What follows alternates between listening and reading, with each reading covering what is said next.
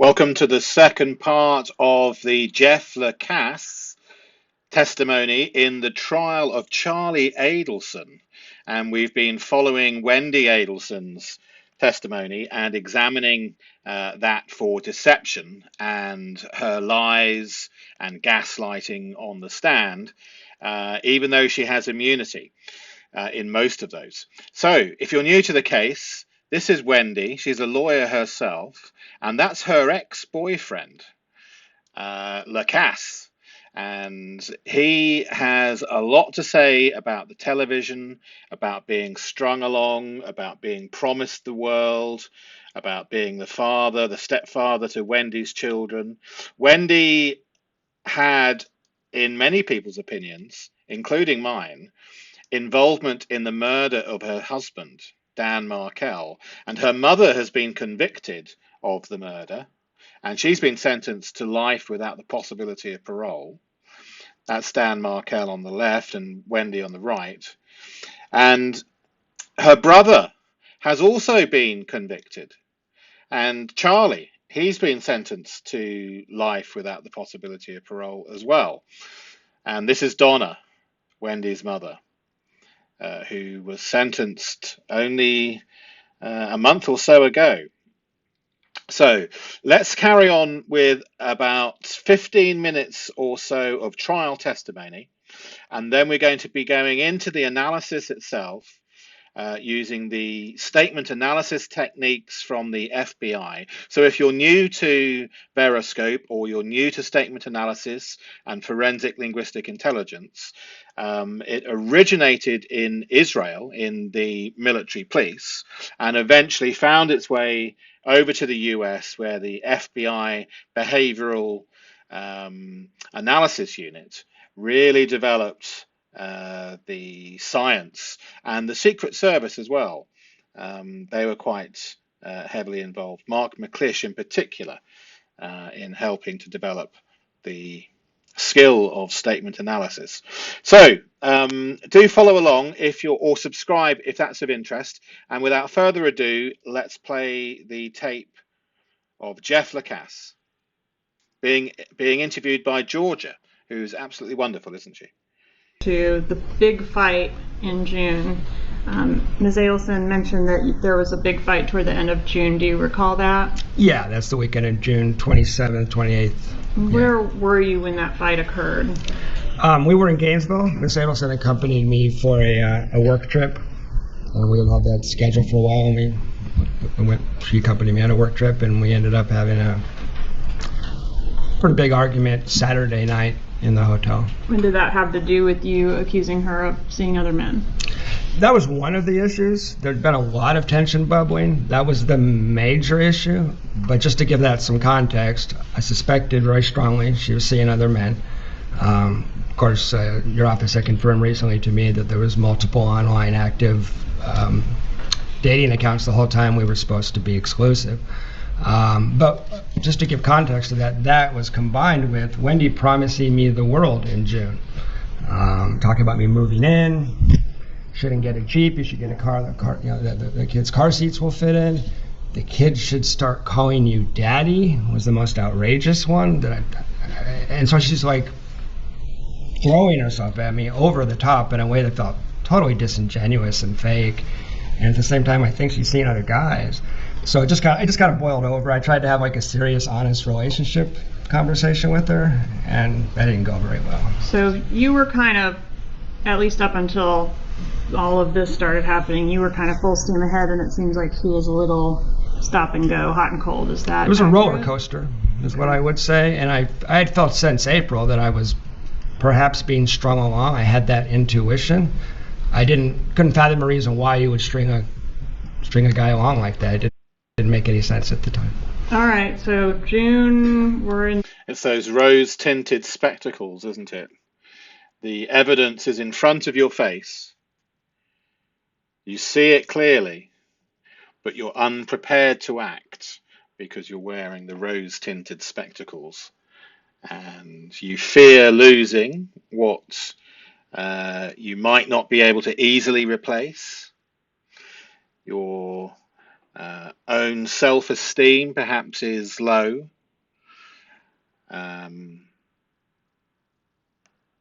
And you can see how somebody trapped in the situation where the person is gaslighting them, it's obvious to one and all, and yet the man stays. Isn't that interesting? And quite common. June, like 28th range? Okay. Okay, when do you come back from Gainesville? The morning of the 29th, after this fight or this argument, we drive back. We drive back to Tallahassee. Now, I had another ride back, and I offered to take that other ride if the fight was that bad, because we could have broken up after this. That was, but she wanted to ride back with me. You rode together? Yeah, we rode together. All right, so you rode back together, and then was she leaving that day? I believe it was I thought she picked up the kids the next day from Professor Markel's house, and that's when she met Amy Adler, and that was a big deal to her. Amy Adler was Dan's girlfriend at the time? Yes. Okay, so it's at some point after the big fight and the return from Gainesville, does she leave to go to South Florida? Yeah. A day or two later, she definitely leaves to return to South Florida. She's in South Florida by July 1. All right, and was that the trip that she was there for her dad's birthday? That's correct. Did you attend the dad's birthday? No, I was never invited to the dad's birthday. All right, and were you aware what the big gift was for dad's birthday? No. So that's interesting, isn't it? He's going to be the daddy. She's all over him, promising the world, but no invitation to family events, probably because the murder was being discussed at that family event, and also probably because Wendi had no intention of a long-term relationship with this man. In fact, he was likely to be the patsy, likely to be the person put into the frame for the murder of Dan Markel. So the sort of narcissistic type individual that would plan and execute not only the murder of her ex-husband, but also the framing of a current boyfriend, if that's what Wendi has done, and that's why we're looking at the forensic linguistics here to gain intelligence and evidence one way or the other. Well, what a character that is. What an absolute character. Who is the worst? Donna, Charlie, or Wendi? And what about the patriarch of the family? Harvey. Who's involved? That's what we're looking to do when we do the analysis of all of the witnesses. Okay, let's carry on.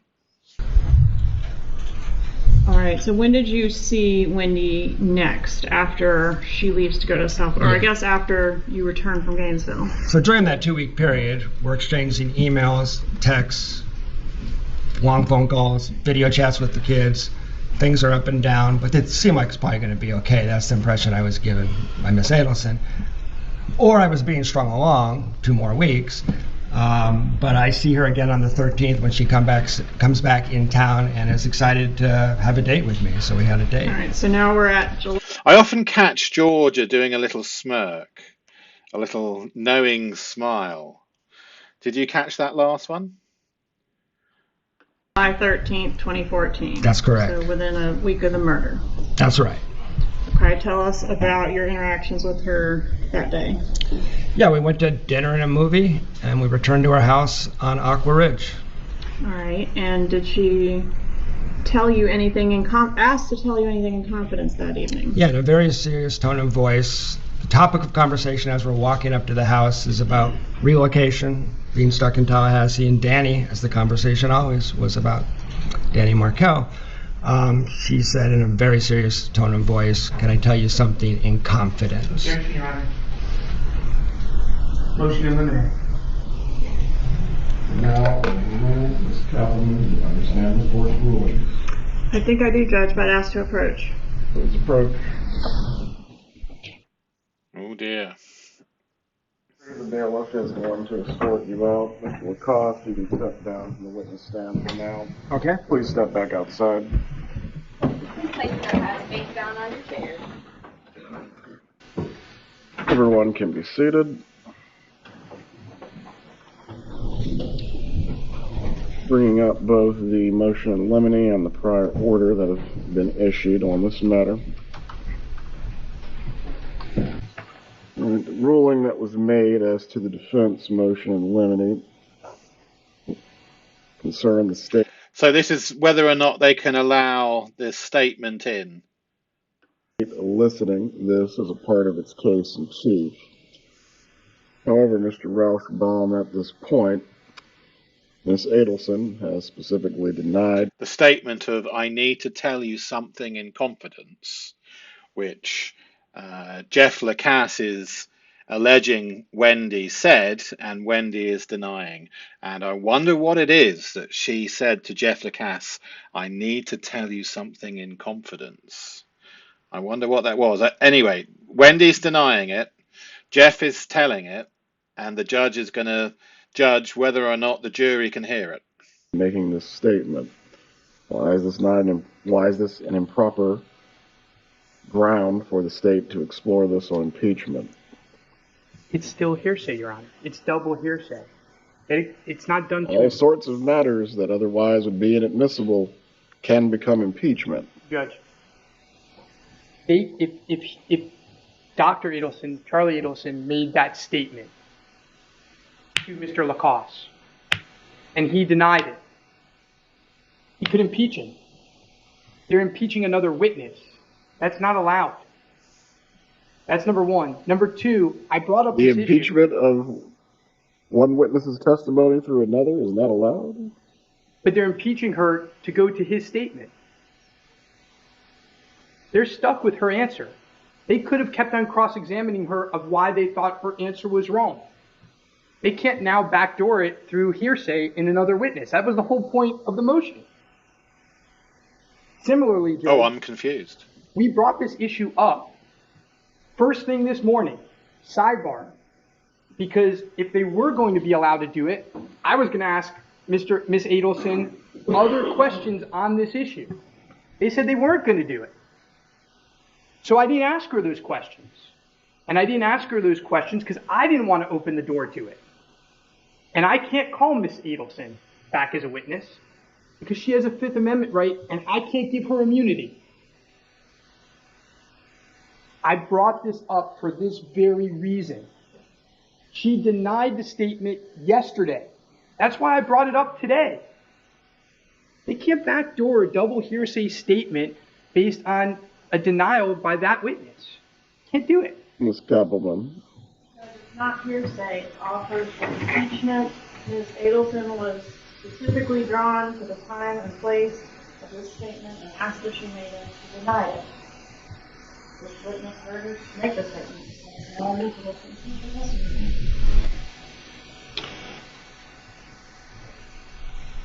This is not an insignificant fact or an immaterial one. Mr. Rauschbaum, if you wish to find some authority, I will give you 5 minutes to look if you have anything to argue as to this matter. Ms. Adelson has denied making the statement. She can be impeached through other witnesses regarding this matter. Judge. I will give you an opportunity to find some authority. If there's something more specific you can point me to other than what you're arguing right now. Judge, I brought this up this morning so that I could front it with Miss Adelson, and we were told, you were told, that they weren't going down this path. If I'd been told something different, I would have done something different that I can no longer do. It's precisely why I went sidebar first thing in the morning. What is your response as to that portion of the argument, Ms. Kappelman? That's a legal argument. I was asked if I was intending to offer double hearsay. I said I would never be offering hearsay without an exception. I assume he's making this on fairness grounds, which goes to this would have changed the strategy of how he examined the witness. I don't know what to do about that, so I can't help Mr. Rashburn have better strategy. was real specific with the witness to get that denied. So I'm not sure why the issue wasn't raised at that point. Judge, I was really specific this morning that the double hearsay related to my motion to eliminate related to Jeffrey Lacasse. You knew what I was talking about. Hold on. My ears work perfectly well. You don't have to raise your voice. Make your argument, please. Everyone, sidebar, knew exactly what I was talking about. And we were told, Ms. Kappelman told you as an officer of the court that she was not going down that road. And so when Ms. Adelson was on the stand, I stayed away from it, not to open the door to it. She knew exactly what statement we were talking about. If you tell me you didn't know what statement I was talking about, I'll sit down. I was very specific. I was very specific that it was the double hearsay statement related to Jeffrey Lacasse that we filed our motion to eliminate on. I was very specific that it applied to this and also the Juvia dinner. Those were the words specifically out of my mouth back there, because when she asked the questions of Ms. Adelson, which were completely appropriate, I thought she might be going down this path. And so the first thing in the morning, we went sidebar so I could stop the charade. So that if the court were going to allow it to come in, I would handle it. She stayed silent. And I've been jumping up and down to try to prevent any possible mistrial twice, and still no mention of it. It's completely unfair, completely improper, and it denies him his constitutional right of due process. Again, that's why I raised the issue. This goes to the fairness aspect of it. We'll take a brief 5-minute recess. If you have any authority you wish to present, I will entertain it further. Okay, and thanks to the trial channel, we don't have to wait the 5 minutes because of their wonderful editing. Everyone can be seated. Unless either party has additional argument, I am prepared to rule at this point. I did have one thing I wanted to raise, but I'm not sure it was clear before. Ms. Adelson is still under the state subpoena, so I think she could be brought back for whatever additional questions need to be asked. As to that point, Mr. Kappelman, the ability to extend immunity you have, Mr. Rauschbaum does not, because her as a part of her, as a part of the defendant's case. What is your response to that? I don't know. I mean, we're still in the state's case, so... Well, the defense can't call a witness within the state's case. I know. That's a good point. I just wanted to point out that if that might be a solution. I don't know. It hasn't been proper what questions would be asked that weren't asked. I don't know what that is, but maybe there's something that could be worked out if that was Your Honor's ruling. I think that would be important. Mr. Rauschbaum, anything else? Judge, I'll just rest on 9609, Florida Rule and its progeny, and Crawford and its progeny. And what I said before. Very well.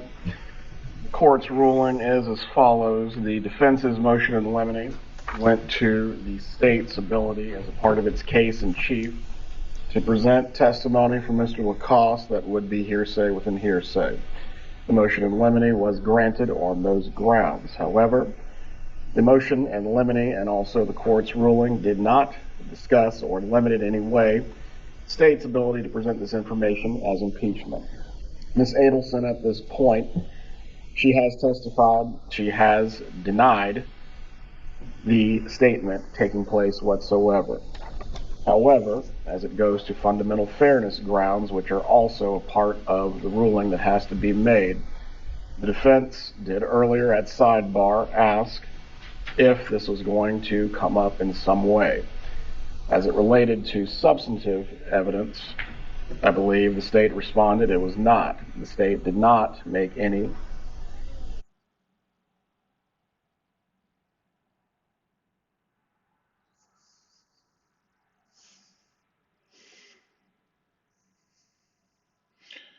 Well, that's unfortunate, isn't it? The circle of doom. let's take advantage of that circle of doom and go into the analysis. So where are we? Witness Jeffrey Lacasse, PhD. This analysis examines Lacasse's testimony regarding Wendy's behavior pattern in June, promising me the world, being promised that he would be the daddy. Remember that? While being strung along. So he knows he's being strung along whilst he's being promised the world. Then there's the fight. Then there's the confession statement, which we've just heard the lawyers and the judge discuss, and the statement's exclusion from the jury. So let's go through what we have a timeline. Lacasse, I had felt since April that I was perhaps being strung along. Wendi promising me the world in June. So April, then June. The fight and the relationship crisis at the end of June. Wendi goes to South Florida for her dad's birthday, gets her dad a birthday present. Is that the hit on Dan? Is that the present? And then there was a confession. Charlie looked into all possible options, including hiring a hitman. This is out of Wendy's mouth. Then Wendi cuts off contact at the end of July. In between all of this, if you've been watching the VEROSCOPE channel and part one of this testimony from Lacasse in Charlie's trial, we had all of the television debacle, didn't we? What an absolute palaver that was. A complete pantomime around the television. Deception everywhere as the talisman of the murder.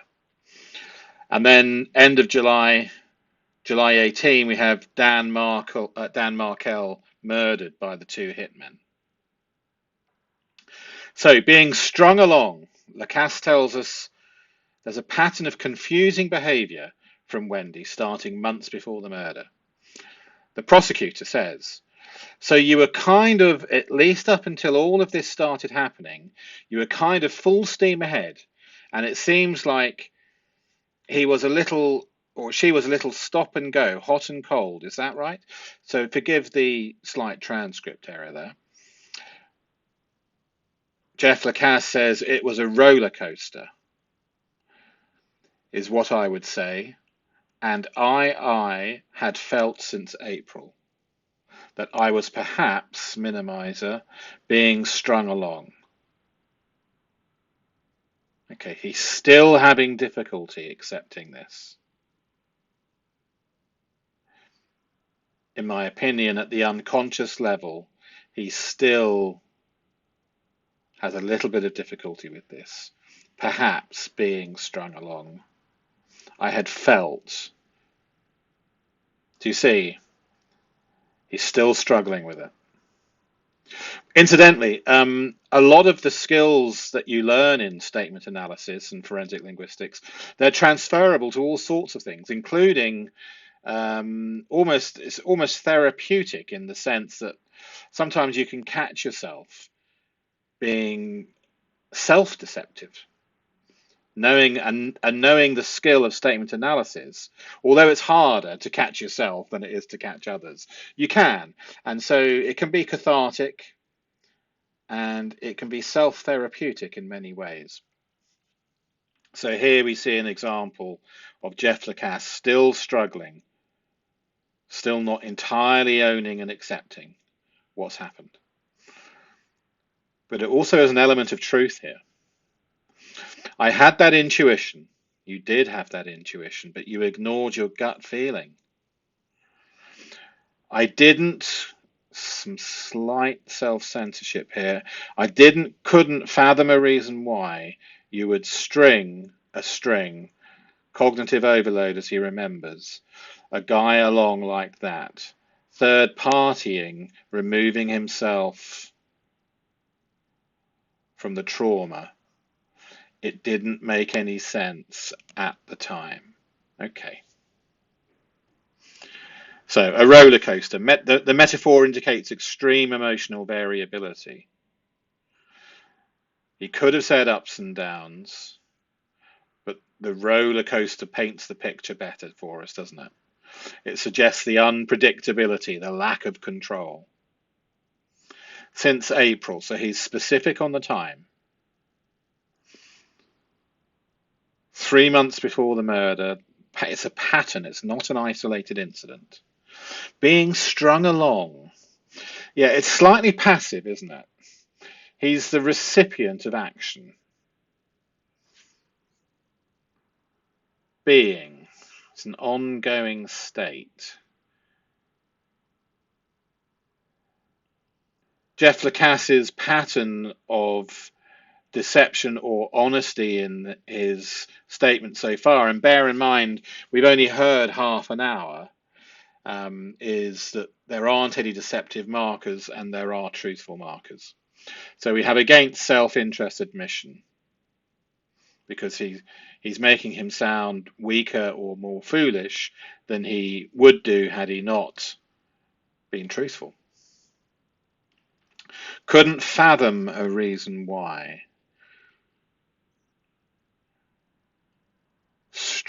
Couldn't fathom. Yeah. Strong, isn't it? This is really trying. This is him not saying I didn't understand. This is him telling us he searched. He searched for buried treasure under the water. He couldn't fathom a reason why.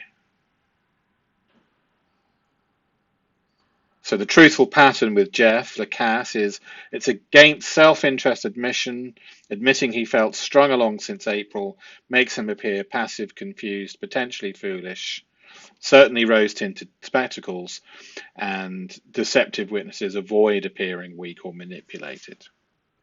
So we have a truthful pattern combined with no real deception markers, and the few are explainable.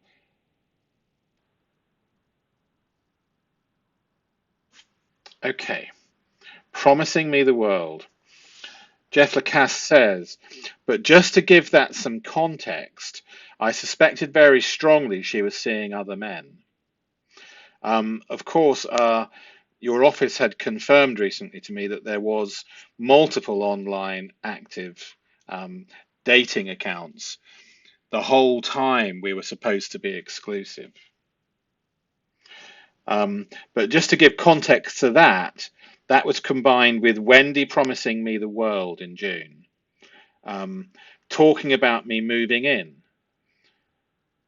perhaps get a Jeep, should get a Jeep, you should get a car, the car, you know, the kids, the car seats will fit in. Might be some transcript error there. The kids could start calling you daddy. What's the most outrageous one? She's like throwing herself at me over the top in a way that felt totally disingenuous and fake. And at the same time, I think she's seen other guys. So it just kind of boiled over. So you're suspicious that she's seeing other guys. It's later confirmed that she's on all the dating sites. She's stringing you along. She's gaslighting you. Even though you know this is complete, weird, absolutely ridiculous, over-the-top type of language in comparison to how she's acting. That really strange, weird acting around the television as well. I mean, literally, I don't know how anyone could spend more than 5 minutes in her company. But there you go. Promising me the world in June. Idiomatic phrase, excessive promises. He's specific about when the promises occurred. He gives specific examples. Me moving in, choosing the car seats for the new Jeep, perhaps, if it's a new Jeep. Kids should start calling you daddy, the parental role. So Wendy's selling hard, and yet is totally gaslighting him on other dating sites, whilst arguably, if you believe the hypothesis, that she and her family are planning to frame him, whilst they plan the murder of her ex. It's insane.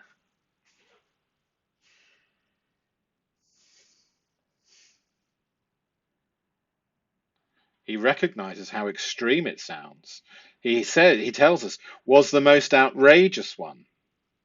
He's embarrassed slightly, isn't he? The kids should start calling you daddy. That's what Wendy's telling him. He feels the need to emphasize, despite the embarrassment. This is difficult to fabricate. It's extreme, and the way that he tells us, there's pain, there's emotion, there's real life. It has the accent of truth. Throwing herself at me over the top in a way that felt totally disingenuous and fake. Throwing herself over the top. At the time, it felt totally disingenuous and fake. I think he says at the time. Yeah, he was hoping it was true. He was hoping it was true. He was being genuine.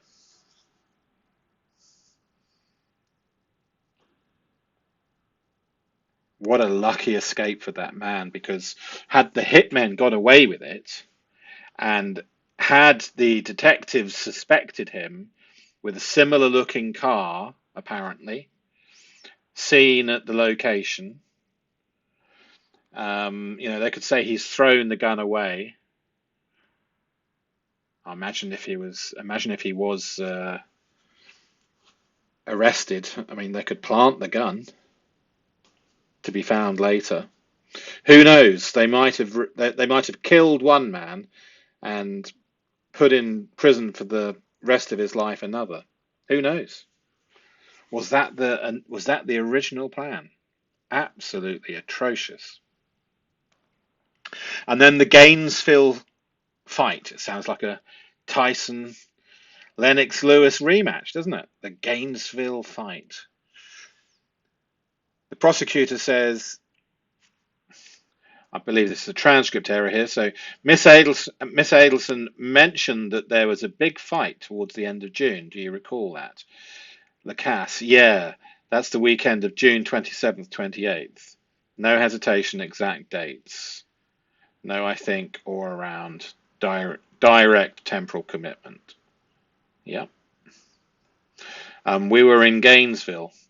Miss Adelson accompanied me for a work trip. Accompanied me for a work. Okay, so the formality. Do you see how after a while things just jump at you as unusual, and then you see the reason why? So accompanied me for a work trip. So he suddenly sprang into formality and then gave us the reason why his mind had done that. Accompanied me for a work trip. And we had that scheduled for a while, and she accompanied me on a work trip, and we ended up having a pretty big argument Saturday night in the hotel. Pretty big.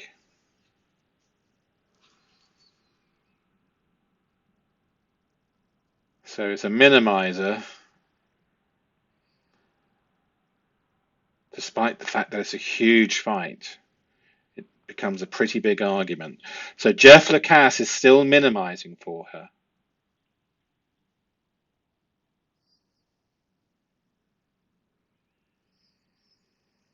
Then Jeff Lacasse says, the morning of the 29th, after this fight or this argument, we drive back to Tallahassee.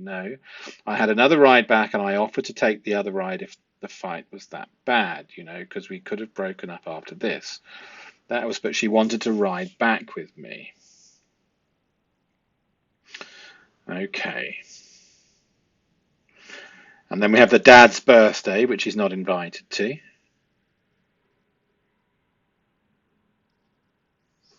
And then we have the confession. So this testimony was proffered, but excluded from the jury on hearsay and fairness grounds.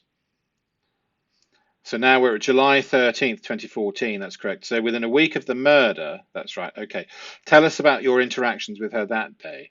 Lacasse says, yeah, we went to dinner and a movie and we returned to our house on Aqua Ridge.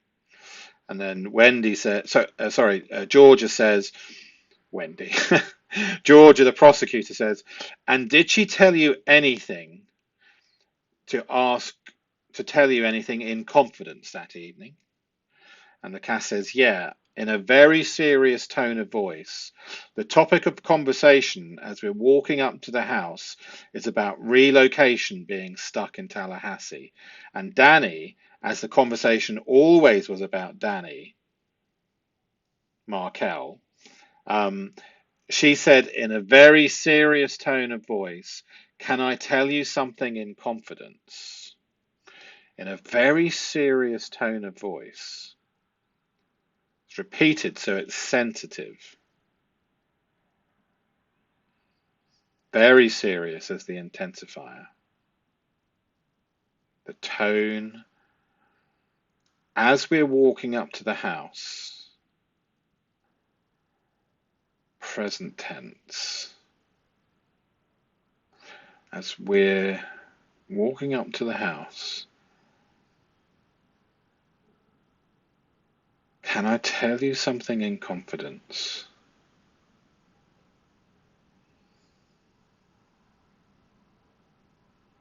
And then the statement itself, Lacasse says, after asking to speak to me confidentially, she told me that last summer that Charles Adelson had looked into all possible options to take care of the Danny Markel problem, including hiring a hitman, and that it would cost about $15,000.